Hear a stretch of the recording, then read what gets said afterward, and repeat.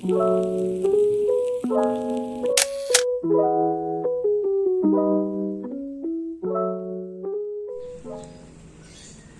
semuanya, perkenalkan nama saya Pasukan Hatta. Saya Andrew Malaysia. Dan kali ini kami akan melakukan percobaan mengenai pengaruh bahan pada permainan Flying Cup. Udah penasaran belum? Ayo kita saksikan. Ada beberapa hal menarik yang bisa kita lihat dari ilmu fisika. Contohnya pasti kita akan melihat fenomena berbeloknya benda bulat yang terbang. Ya, seperti pada olahraga itu ada tendangan pisang, spin pada tenis, golf, maupun softball. Tetapi fenomena ini juga bisa dijadikan mainan, tentunya dengan bahan-bahan yang mudah didapatkan. Nah, fenomena ini bisa terjadi karena adanya efek Magnus yang bekerja pada benda. Jadi fenomena ini pada dasarnya dikaitkan dengan benda berputar yang bergerak di udara. Nah, benda yang berputar di udara itu karena adanya perbedaan tekanan, hambatan udara, dan tentunya kecepatan rotasi yang dialami oleh benda. Nah, menurut teorema Bernoulli sendiri, yaitu tekanan fluida menurun pada titik di mana kecepatan fluida meningkat. Jadi berbanding terbalik ya. Itulah yang menyebabkan nantinya si gelas permainan ini bisa melayang. Nah, sehingga tujuan kami pada praktikum kali ini itu adalah untuk mencoba menggunakan bahan yang berbeda selain plastik. Dan nantinya kami akan melihat apakah bahan-bahan selain plastik dapat mempengaruhi efek Magnus, jarak, waktu, dan rotasi yang bekerja pada benda. Oke, jadi saya akan memberitahukan bagaimana cara memainkan permainan Flying Cup ini. Nah, di sini di percobaan kali ini kami ingin mencoba 3 bahan. Yang pertama dari kaleng, yang kedua dari kertas, dan yang ketiga dari plastik. Oke, jadi yang kalian butuhkan untuk perbahannya itu cukup 2 gelas. Ini 2 gelas yang direkatkan oleh solatip, seperti ini bentukannya. Lalu kalian cukup mengambil beberapa karet yang disambungkan nantinya. Di sini kami per karetnya menggunakan diameter yang 3 cm dan kami satukan menjadi 6 seperti ini.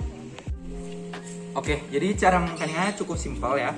Kalian tinggal tempelkan saya seperti ini, lalu kalian lilit. Nah, untuk banyak lilitan dan panjang tarikannya itu tergantung dari diameter bahan yang kita pakai dan juga panjang karet yang kita gunakan. Nah, setelah itu kita lilit seperti ini. Nah, ini bentukan sampingnya, ini bentukan bawah, ini bentukan atas, lalu kita lemparkan saja. Untuk percobaan pertama telah dilakukan sesuai perhitungan, yaitu bahan plastik 2 lilitan panjang tarikannya 10 cm, bahan kertas 3 lilitan panjang tarikannya 15 cm, dan bahan kaleng 3 lilitan panjang tarikannya 15 cm. Tapi setelah percobaan lebih lagi, hasilnya kurang memuaskan karena lintasannya kurang jauh dan rentan gagal saat melontarkan gelasnya. Oke, jadi kita sudah sampai ke percobaan hari kedua. Nah, pada percobaan hari pertama kami menemukan beberapa masalah, yaitu kurang panjangnya tarikan dan posisi tangan yang kurang tepat sehingga rentan gagal. Nah, harusnya yang benar ini tarikannya rada lebih panjang, lalu posisi tangannya sejajar, jangan terlalu turun atau terlalu atas. Begitu. Nah, sesuai solusi yang tadi, jadi kita memperpanjang panjang tarikannya itu sebanyak bentuk yang kaleng jadi 20 cm, sedangkan yang kertas 20 cm, dan yang plastik 20 cm. Oke, sekarang saya akan melakukan percobaan menggunakan bahan kaleng dan plastik, sedangkan Pasca menggunakan bahan kertas. Hayo. Dalam kasus Flying Cup berputar di udara, cup yang berputar menyeret sebagian besar udara di sekitarnya. Dilihat dari posisi cup, udara mengalir deras ke semua sisinya. Sisi cup mengalami hambatan yang berbelok ke udara, yaitu ke arah perjalanan cup, sehingga memperlambat aliran udara. Sedangkan di sisi lain, gaya hambatan ini mempercepat aliran udara. Nah, tekanan yang lebih besar di sisi pada perlambatan aliran udara memaksa cup ke arah daerah yang tekanannya lebih rendah, yaitu di sisi yang berlawanan, di mana peningkatan relatif aliran udara terjadi.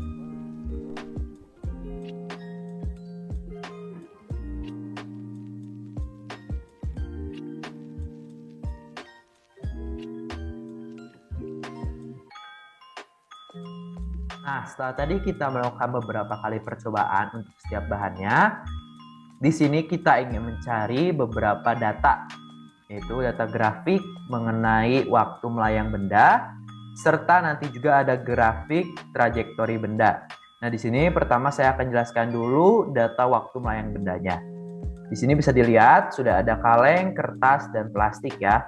Di sini kita mengambil 3 percobaan terbaik untuk setiap bahannya. Sudah ada waktunya ya, satuannya sekon. Ya, jadilah tabelnya seperti ini, percobaan 1, 2, 3. Rata-ratanya juga sudah ada, dan ketidakpastian juga sudah ada. Nah, lalu inilah data waktu melayang bendanya. Jadi untuk yang abu-abu itu adalah plastik, yang oranye adalah kertas, dan yang biru adalah kaleng. Lalu ini untuk data rata-rata waktu melayang bendanya.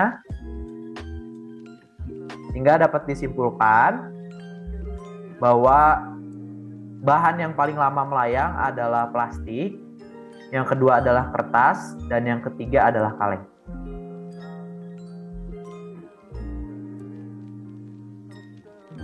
Jadi setelah kita mendapatkan data yang kita butuhkan dari aplikasi tracker, kita bisa mengolah data tersebut menjadi grafik lintasan terbang ketiga bahan yang sudah kita pilih.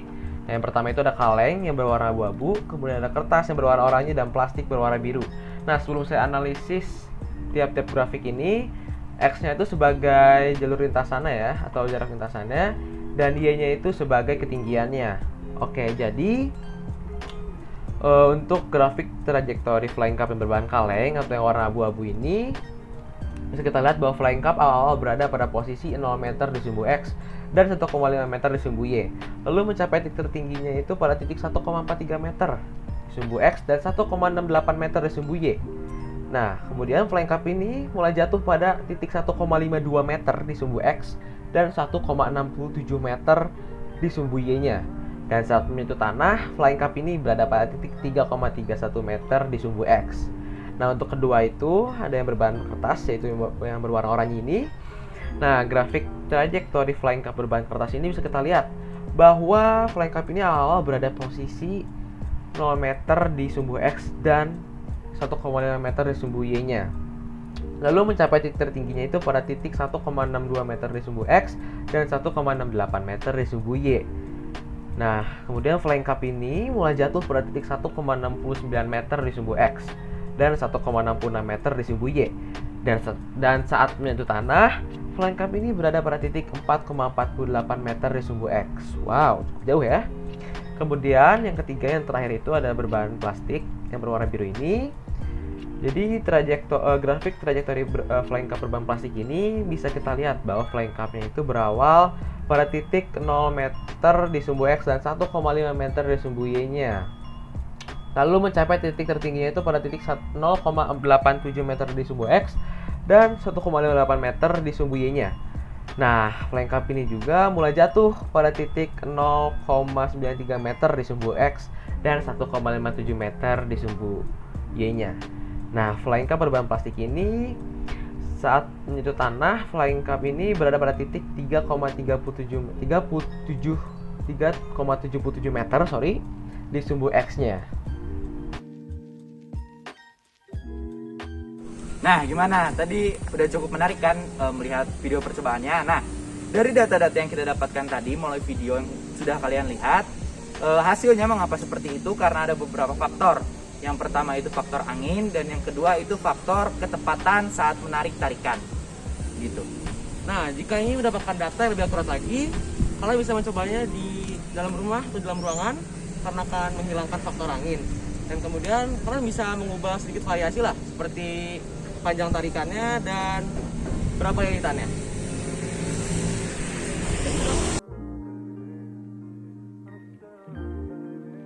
Dan inilah hasil dari inovasi permainan Flying Cup kami.